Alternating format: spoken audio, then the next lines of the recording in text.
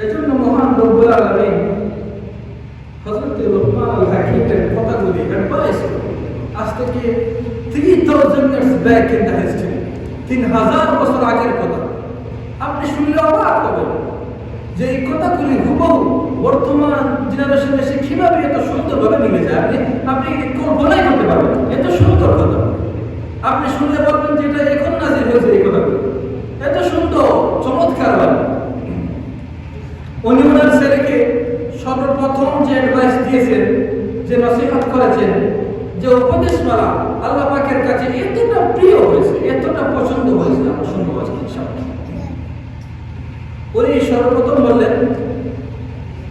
আল্লাহ রাব্বুল আলামিন বলেন ওয়া ইয ক্বালা লুকমানু লিবনিহি ওয়া হুয়া ইয়াইদুহু ইয়া বুনাইয়া লা তুশরিক বিল্লাহ সুবহানাল্লাহ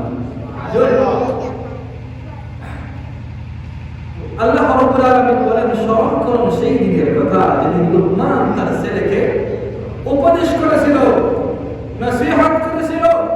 অ্যাডভাইস করেছিল ঠিক করেছিল ইয়া বুনাইয়া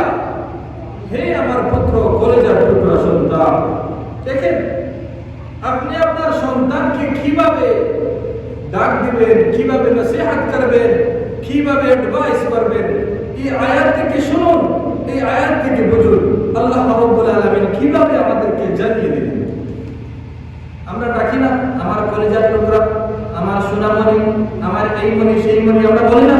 আল্লাহ পাক বলে দিলেন লুকমান তার ছেলেকে বলছে ইয়া বুনাইয়া হে আমার পুত্র সন্তান হে আমার কলেজার টুকরা লা তুশরিক বিল্লাহ শিরক করো না আল্লাহর সাথে কার সাথে আল্লাহর সাথে কখনো কোনোদিন শিরক করা যাবে মুসলমান আরো জোরে আল্লাহর সাথে কখনো কোনোদিন শিরকালেও শিরক করা যাবে না মুসলমান লুকমান বললেন কে বলে